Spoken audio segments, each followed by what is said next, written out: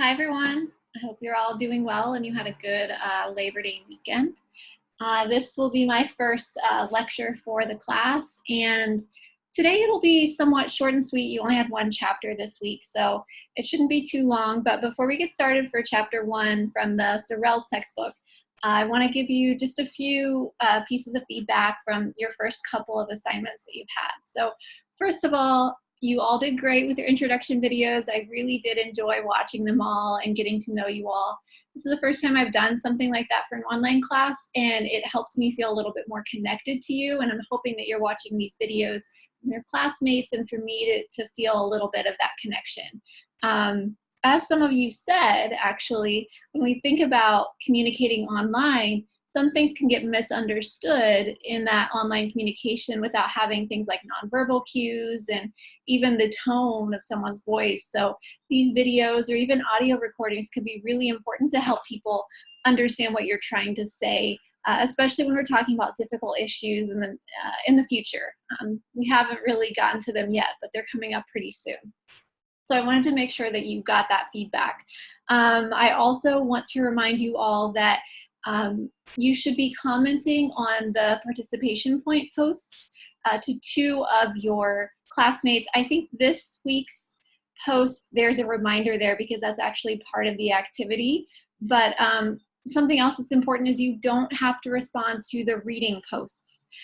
In fact, I prefer that you don't, because for many of you, you've just learned these topics and you might not completely understand them. So when you respond to people, that might actually lead to confusion. So that's why I'm doing a video, so that I can better explain some of the concepts that you've talked about and do some corrections, because I know some of you corrected yourself, which is awesome. But that's also not necessary, because those reading comprehension questions are credit, no credit. And for some reason, if you've done something wrong and I need you to redo it, I'll let you know, but that almost never happens. So keep all of that in mind. Okay, so let's go ahead and get into chapter 1, and this is from the Sorrells textbook.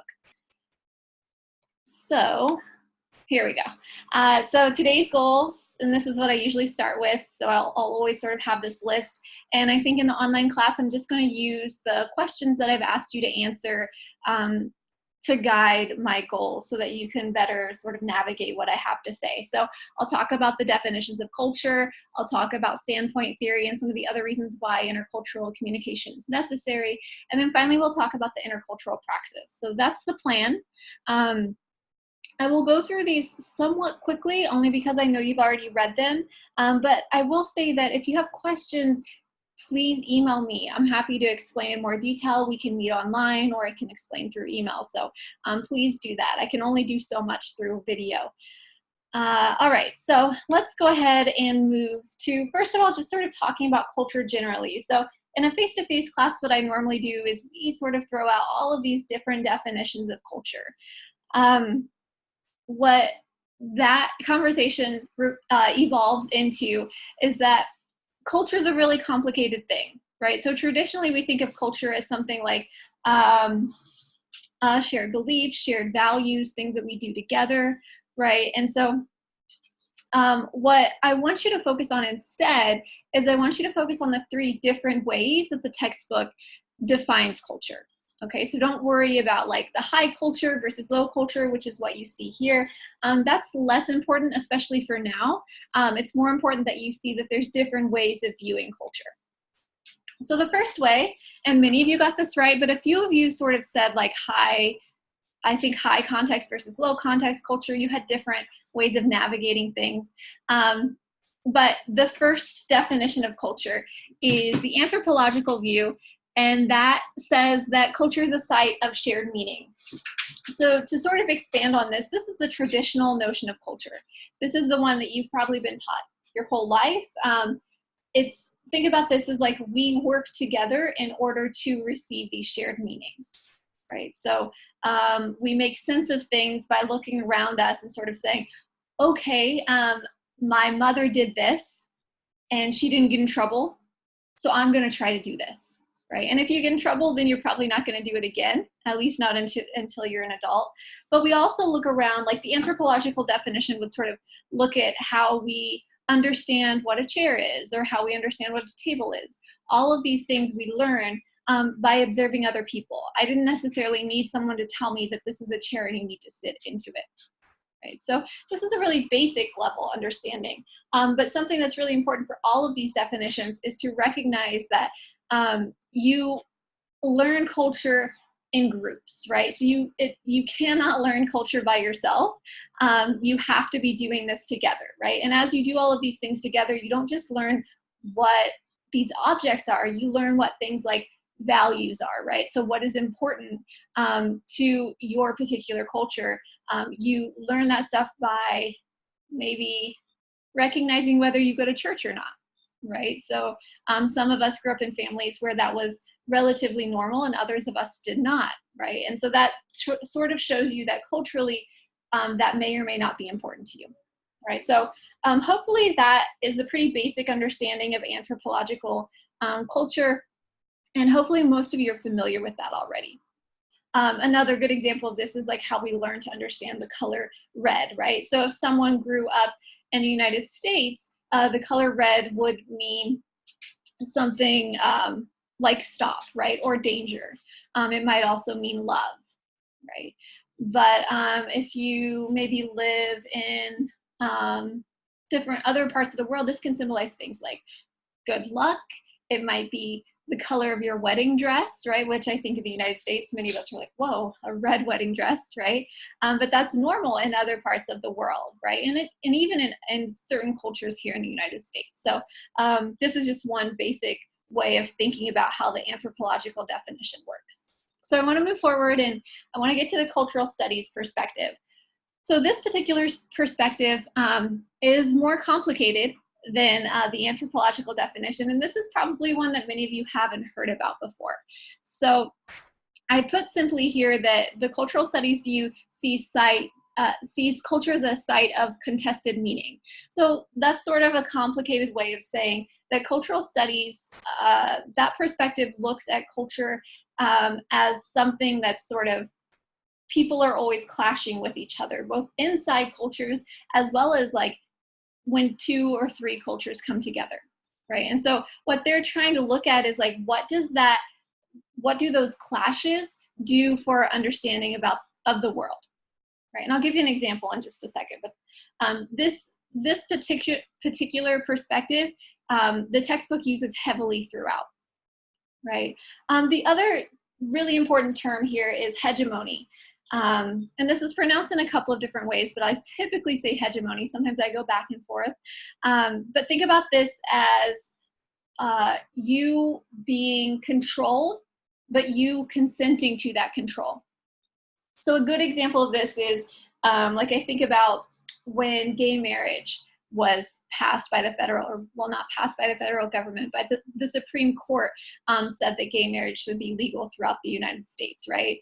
So this is an example of hegemony in action, because what happens here is that many people in the gay movement, not everyone, but many people in the gay movement, when they get the one thing that they were looking for, they then sort of consent to other types of domination. So they're like, well, hey, at least I got gay marriage, right? Maybe I don't need to focus on all of these other things for now. Right? And so they start to go along, even if maybe there are other things that they should be working on as well. And at the same time, people who are not in that culture, who are outside of the gay community and maybe aren't even allies, they look from the outside and they say, well, you got gay marriage, what are you complaining about? Right? And so you're seeing that like there's probably going to be contestation somewhere in there. Like there's plenty of people who are gay or part of the LGBTQ community as a whole thinking that was not enough, right? But hegemony allows for many of us to sort of say, but it's enough for now. Okay, so the cultural studies view is really all about looking at all of these different contestations. So another good example of this that maybe more of you have been focused on in these last couple of years is the Black Lives Matter movement.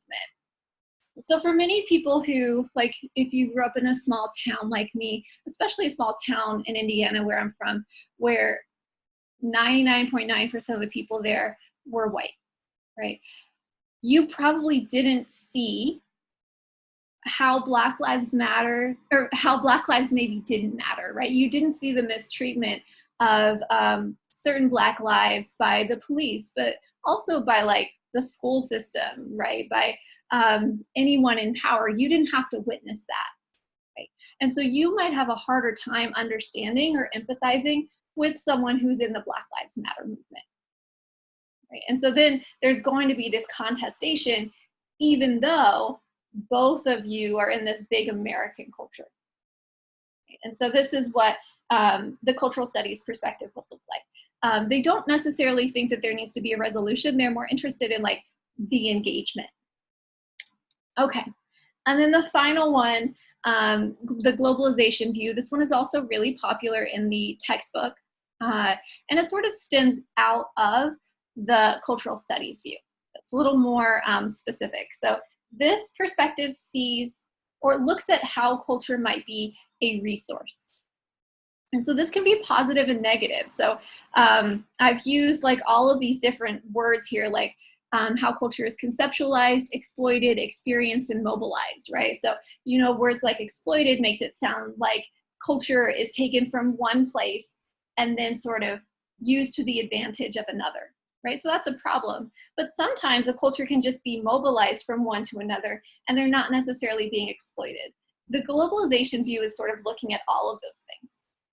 And what's really important here is that even though it has globalization in the word, it makes it sound like we're talking about this worldwide thing, we're really looking at how cultures are being used even here in the United States. So we don't necessarily have to be thinking about how sushi was moved from Japan to Los Angeles and then how we got the California roll, right? That would be one example of like what the globalization view might look at.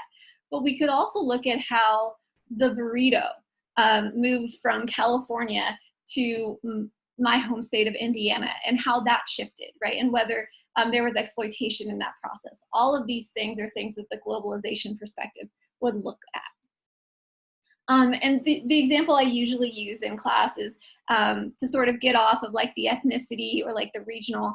If any of you are punk rock fans, I thought I was a punk rock fan when I was in high school, and a long time ago before Hot Topic really was what it is today. I used to buy my clothes at Hot Topic, which is embarrassing, or not embarrassing, but if you think that you're punk rock and then you spend a lot of money on clothes, that sort of goes against this whole idea of punk rock for many people. And so when I went out into whatever the real world was after I left my small town, I got teased a lot because a lot of real punkers felt like Hot Topic exploited this idea or this culture of punk rock.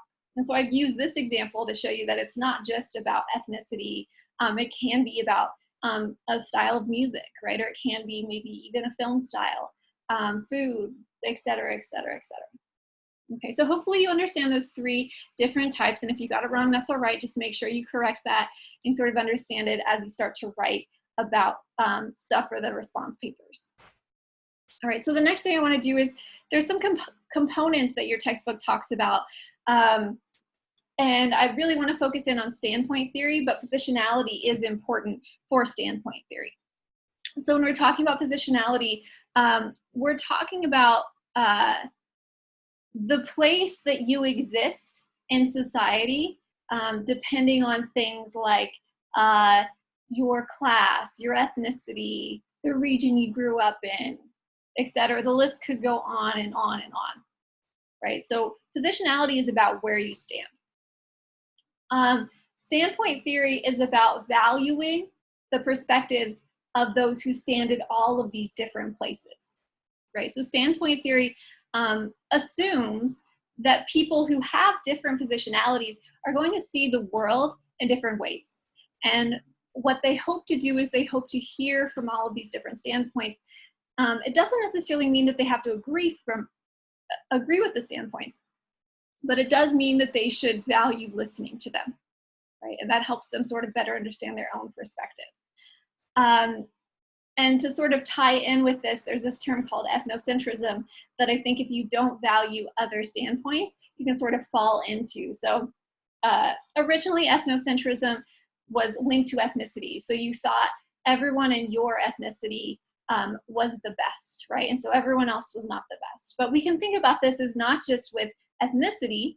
We can think about this as like the music that you like, or being valuing being American and sort of thinking that everyone else is not as good as you.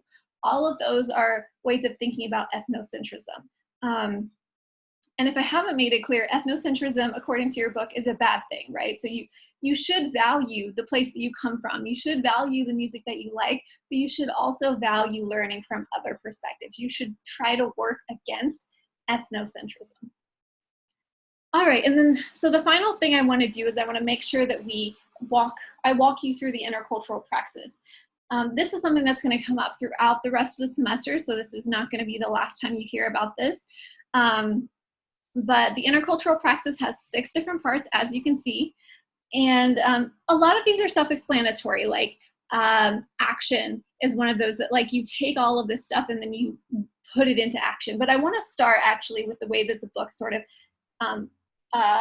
lays them out. The first thing you should know, though, is you don't necessarily have to start with one and then walk your way through it in this way. You could go from inquiry to dialogue to positioning. That's not as important. And in fact, you might not use all 6 every single time you have an intercultural conflict. What's important is that you understand and try to utilize at least a few. So the first one that you should be looking into is inquiry, or I guess first one is in like, that's how I'm gonna start. It doesn't have to be the first one that you use. So inquiry, there's a couple of different ways that you can look at this. So the first thing is inquiry deals with being open-minded, right? Being willing to confront the biases that you might have. But it also has to do with like wanting to know about other people. So sort of like what we were just talking about with standpoint theory, valuing the perspectives of others, right? And being willing to go out and try to find those perspectives. So that's really important. Think about inquiry as not necessarily taking the step to have dialogue yet, because that's a dialogue, but sort of preparing yourself mentally to go into an intercultural communication play, okay, or stage. So the next one I'll get to is framing. And part of this has to do, of course, with the way that you see the world.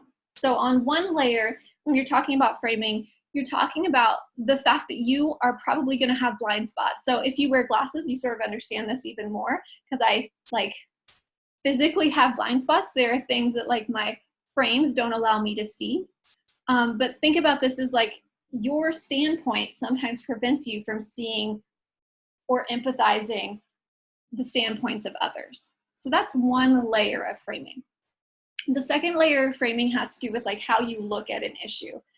So throughout the textbook, they talk about the micro, the meso, and the macro way of looking at things. So when you're looking at an issue like Black Lives Matter, when you're looking at like police brutality, right? If you were to look at that through a micro level, you're going to be looking at sort of individual instances where like you're looking at the police officer as well as maybe the person who was shot or the people who were brutalized. But then you're going to want to broaden your scope and look at it on the meso level, where you start to look at the group, which is the police, and then you look at if this was the Black community, you look at the Black community, right? Or if we talk about people who have maybe disabilities, maybe that's a community that you would look at. And then on a broader scale, you would then open it up and be like, well, how do these groups, like, why do they feel this way about each other? Then you would look at maybe the macro level, which is like thinking about media representation, as well as thinking about like what's going on politically that might affect the way groups see individuals, right? So framing is trying to ask you to sort of go in and out, right? And sort of go back and forth so you can better understand what's going on. The next one is positioning, and this is exactly related to positionality that I just talked about. So thinking about where you stand in all of these different socioeconomic ways, right? So as well as ethnicity, gender, sexuality, like the list goes on and on, ability, all of that stuff. You thinking about your positioning will then allow for you to better understand your framing. So for me, these two go hand in hand. Positioning is where you are, framing is how you see it based on where you are. that makes sense. Dialogue is obviously important, and I know most of you know that this is about communicating, but it's also about making sure that you're, the buzzword, actively listening, and you're not waiting to just talk, like you're not just like pretty much ignoring them and then waiting to say what you have to say. That's really important in intercultural communication and really in all forms of communication. The next one is reflection. So this is exactly like it sounds, but I think to me, this is probably, like, if I were to think about the most important one, this is probably the most important for me.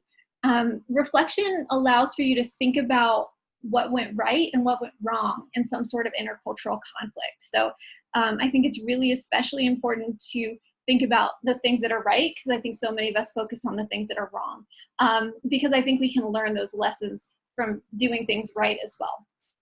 And that gets lost in the shuffle when we're like, oh, I did all of these things in the wrong way. And then afterwards, at least in my mind, after you reflect, you can take action. So maybe you really liked the way you communicated with your professor just now, and you're like, okay, that went well. You reflected and you said what went well about that, and then you decide to take action, and you decide to continue to do something like that, right? Or continue to be thoughtful like you were that particular time. Or maybe your interaction with the professor went terribly. You reflect and you say, you know, maybe I shouldn't have shown up, like with the office hours ending in 2 minutes, right? So then you take action and you make sure that you go early and you're prepared and all of that. I don't mean to pick on all of you. That just sort of came up in my mind. So action is pretty self-explanatory. The only other thing that I will say about action is that it's not just about taking action individually. For some of us, taking action also means doing it sort of on a bigger scale. So maybe we're very frustrated and we've decided to protest, or we want to start volunteering in the community because of something we reflected on. So that can be part of action too, but it doesn't necessarily have to be, right? That's just another layer. So all of these have their sort of different layers to them. You can choose which layers that you use and which layers you don't want to use, right? And that will really depend on the context, depend on how tired you are, depend on a lot of things. But hopefully you now understand a little bit more about what these 6 parts to the praxis, what they do and what they allow you to do. So I'm going to stop it there. I know for some of you that was a lot, maybe. I feel like I just talked a lot. But hopefully by the end of this discussion, you understand these 3 things and you better understand the reading questions that I had you answer. So please use this conversation, or well, I guess it's a conversation with one person. So use this, what I had to say, to help you do the participation points post by the end of the week. And don't forget to do your reading comprehension questions next Sunday. And hopefully you'll get into a groove and you'll start getting used to all of these things. All right, thank you.